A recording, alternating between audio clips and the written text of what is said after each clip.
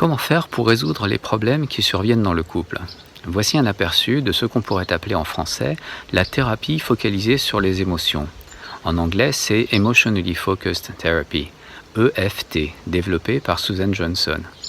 Il y a des centaines de praticiens dans le monde anglo-saxon, mais sur le site officiel de Susan Johnson, je ne vois personne en France. Attention, ne pas confondre, il y a au moins 2 autres EFT, moi je parle de ce que fait Susan Johnson. L'EFT a vu le jour dans le cadre de la thérapie de couple, mais avec son succès de plus en plus évident ces 20 dernières années, son utilisation s'étend et se révèle tout aussi efficace en thérapie individuelle et en thérapie familiale.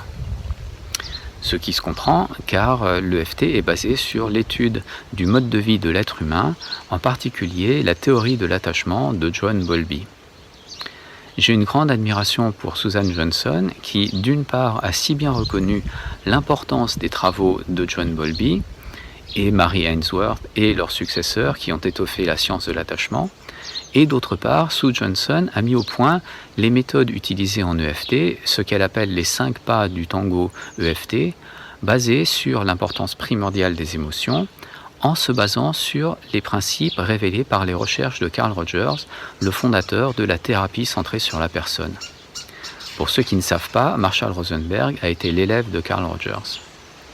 Donc, Sue Johnson a basé son modèle sur les travaux des 2 principaux pionniers en psychologie et en psychothérapie de ces derniers 100 ans, Rogers et Bowlby, qui ont utilisé une approche scientifique. C'est-à-dire qu'ils ne se sont pas contentés d'observer et d'imaginer des explications, mais en plus, ils ont cherché à trouver des failles dans ces explications, ils les ont comparées aux explications avancées par d'autres, et ils ont fouillé le champ de toutes les explications qu'ils pouvaient envisager en les confrontant aux données de l'observation.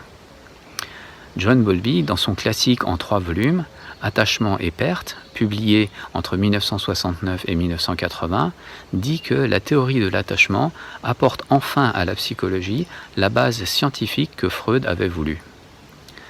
Je voudrais signaler la différence avec d'autres approches, comme par exemple les thérapies cognitives et comportementales, ou les thérapies dérivées de l'hypnose, ou la psychiatrie, qui à ma connaissance, contrairement à l'EFT, n'ont pas de base scientifique.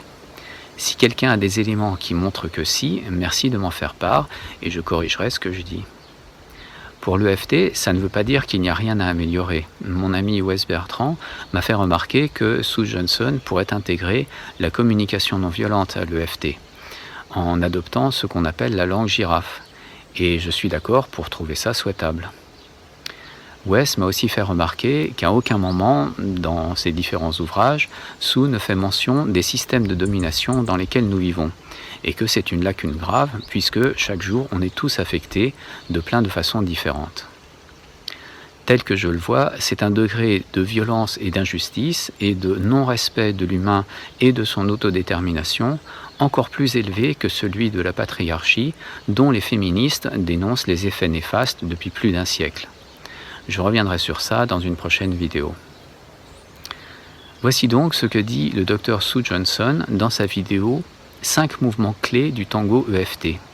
Le lien vers l'original en anglais est dans la description. Quel est le problème qu'on cherche à régler en thérapie de couple? Le problème, c'est la façon dont les gens interagissent. Leur façon d'interagir les empêche de se sentir proches et en sécurité dans leurs relations. En résumé, chacun agit d'une manière qui effraie l'autre. Voyons par exemple 2 personnes en train d'interagir de cette manière. Est-ce que tu m'aimes?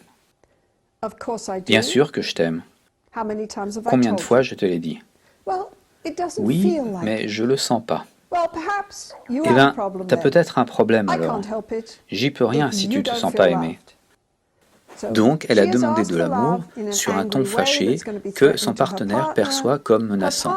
Et il lui répond du tac au tac en disant « Tes émotions, c'est ton problème, ça n'a rien à voir avec moi. » On a un début qui n'annonce rien de bon, ça va dégénérer.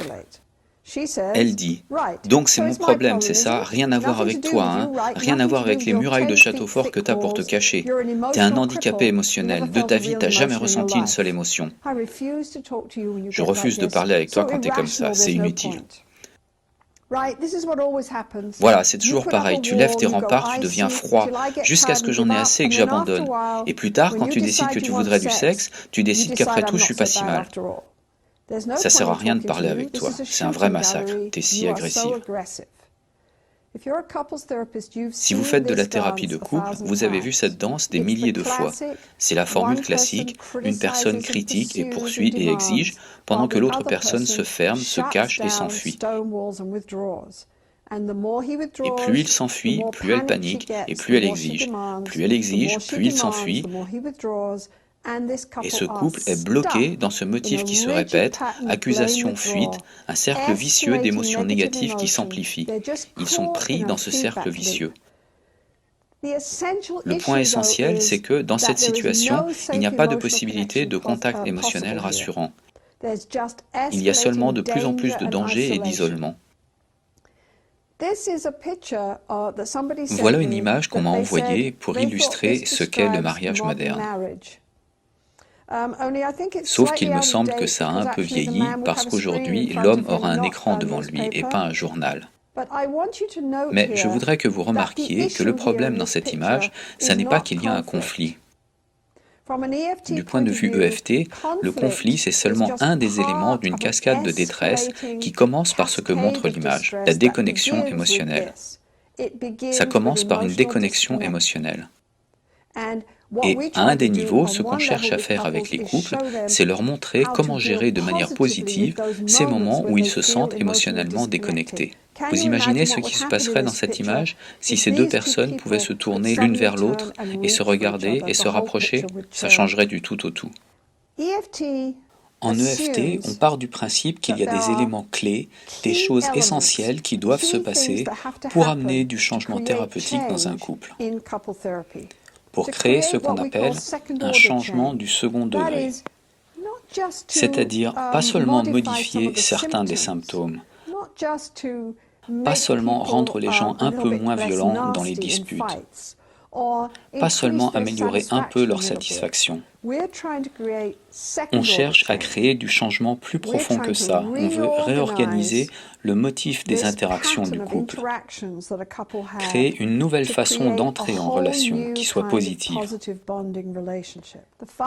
Il y a 5 interventions essentielles en EFT que les thérapeutes EFT choisissent d'effectuer à chaque moment, dès le début et encore, jusqu'à la fin de la thérapie. Le premier pas, on reflète ce qui est en train de se passer. S'il vous plaît, ça fait plusieurs fois que vous dites que vous vous sentez froid. Vous voulez bien m'aider et me dire ce qui se passe? Qu'est-ce qui se passe quand vous ressentez cette froideur? Donc, on intervient et on reflète le processus en cours. On aide la personne à dire « Je sais pas, je pense que peut-être j'essaie juste de rester à distance de tout ça. Peut-être qu'une part de moi a laissé tomber. » Vous voyez, on reflète le processus en cours et on l'explore. Ou bien, on reflète ce qui se passe entre les deux personnes. On dit « S'il vous plaît, vous vous êtes tourné vers lui et vous avez dit « Je veux plus parler de ça. » Et vous vous êtes détourné et vous avez dit « Eh bien, peut-être que je devrais divorcer. S'il vous plaît, est-ce que c'est ce qui se passe à la maison ?» Donc, on reflète ce qui se passe, la chose principale qui se passe. Et ensuite, le thérapeute EFT va aussi aller explorer l'émotion. S'il vous plaît, vous voulez bien m'aider? Est-ce que c'est ce que vous faites tout le temps à la maison? Vous vous détournez et vous dites « Alors, je vais divorcer ?» Eh bien, je ne sais pas, peut-être que c'est ce que je fais. Si vous permettez, je voudrais ralentir ce qui se passe. Je voudrais savoir ce qui vous arrive avant que vous vous détourniez et que vous menaciez de la quitter. Et il dit, eh bien, c'est comme si elle avait déjà gagné la partie et que je ne peux plus rien faire. Et ça, c'est ma dernière carte. C'est comme si je lui disais, si tu ne vas plus jamais m'entendre, j'ai plus qu'à partir, je vais partir. J'essaye de faire qu'elle écoute ce que je cherche à dire. Donc là, on a un mouvement. Alors on l'aide à rester avec ça, à parler de sa détresse. Et on l'aide à commencer à créer une interaction, une nouvelle interaction, où il parle de cette émotion principale, ce sens qu'une partie de lui a abandonné, et sa détresse. Et il prend ça, cette nouvelle expérience qu'on l'a aidé à trouver en lui, et il crée un nouveau signal pour sa partenaire. Donc, il approfondit son émotion, puis il la clarifie, on l'aide à faire ça, puis à créer un nouveau message pour sa partenaire. Il peut alors dire « C'est vrai que je menace de divorcer, je ne sais pas quoi faire d'autre. J'ai l'impression que je t'ai déjà perdu. Et je ne peux pas supporter ça de t'avoir perdu. Ça me remplit de désespoir. » C'est un message complètement différent que ce qu'il exprime depuis 5 ans. Donc, on met en place de nouvelles interactions et ensuite on les examine. On demande « Comment c'était pour vous de lui dire ça ?» Il dit « Ça m'a fait peur, mais aussi ça fait du bien. » On demande à elle « Comment c'était pour vous d'entendre ça ?» Elle dit « C'est nouveau, je ne sais pas quoi en faire, je ne sais pas où mettre ça. » Donc, on l'aide à entendre le message et à y réagir. Et ensuite, on revient sur ce qu'ils viennent de réussir pour intégrer et valider cette nouvelle interaction. On emballe le tout avec un beau nœud papillon. On dit « Hey, regardez ce que vous venez de réussir. Vous avez arrêté ce que vous faisiez. Vous avez vu ce qui se passait dans votre danse, les pas que chacun faisait et ce qui se passait à l'intérieur avec vos émotions. Vous avez chacun exprimé de nouvelles émotions à l'autre. Vous avez réussi à répondre à votre partenaire. C'est super. » Et le message qu'on donne, c'est « Vous pouvez y arriver, vous pouvez comprendre votre relation. Vous pouvez réussir l'amour et vous venez de le faire à l'instant. » Donc ce qu'on cherche à faire en EFT, encore et encore, c'est de créer des moments de réussite et de sécurité. Réussite et sécurité. Des nouvelles expériences émotionnelles, des petites interactions réparatrices en accompagnant le couple. Le taux d'abandon en EFT est très faible, en pratique clinique comme dans nos études. Et je pense que c'est vraiment parce que le thérapeute est toujours en train de faire ce que je viens de dire. Et les gens se sentent écoutés, entendus. La façon dont on travaille avec eux a du sens pour eux. Ils commencent à sentir qu'ils peuvent comprendre leur relation et qu'ils peuvent la changer. Et donc ils restent. Et ils font des efforts. Ils font des efforts pour y arriver. Voilà pour cette vidéo.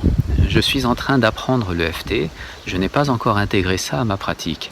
Mais si vous cherchez de l'aide pour trouver plus de clarté à propos de quelque chose qui vous tracasse, ça fait maintenant plusieurs années que j'applique les principes de Carl Rogers et aussi ceux de la communication non violente et j'ai confiance en ma capacité à aider efficacement.